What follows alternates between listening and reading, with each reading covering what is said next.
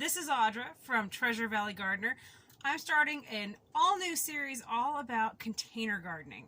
So today I want to just cover some of the basics, some of the important parts about, container gardening, safety type stuff.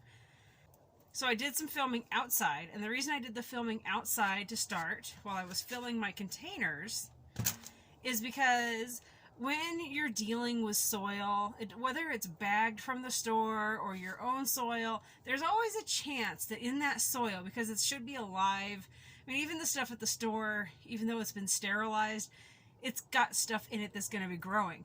And a lot of times that stuff is fungi and bacteria. So I do all my potting with my soil. I like to do it outside. That way I'm not breathing in any dust particles. If you're going to be doing it inside, you should probably wear a mask.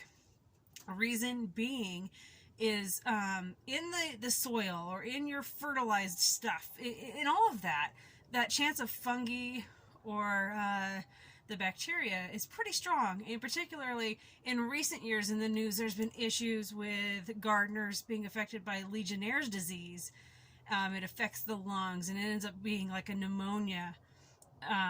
That's the closest I can explain it. It's like having severe pneumonia.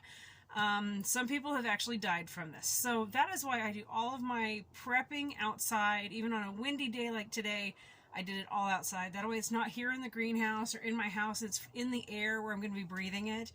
And let's face it, if it's in the house or in here, I'm also not getting too much all over the place. So there you go. There's some safety right there. I also make sure that I clean my containers at the end of every season. And then these ones have been sitting. They've been sitting in the sun. When I clean my containers, I like to use a hydrogen peroxide mix just to get them really clean. Some people use bleach. Some people use Dawn dish soap. There's different ways of cleaning your containers so that they're ready to go for the next season. So, of course, safety is always something we're always thinking about. Well, maybe not, right? We're always thinking about gardening. We're thinking about growing the good stuff. But it should be on your mind, the safety of how to keep yourself safe so you can continue gardening today, tomorrow, and into next year. So there you go. There's just some really quick, easy, basic tips on staying safe. All right, you guys, I will catch you all in the next video.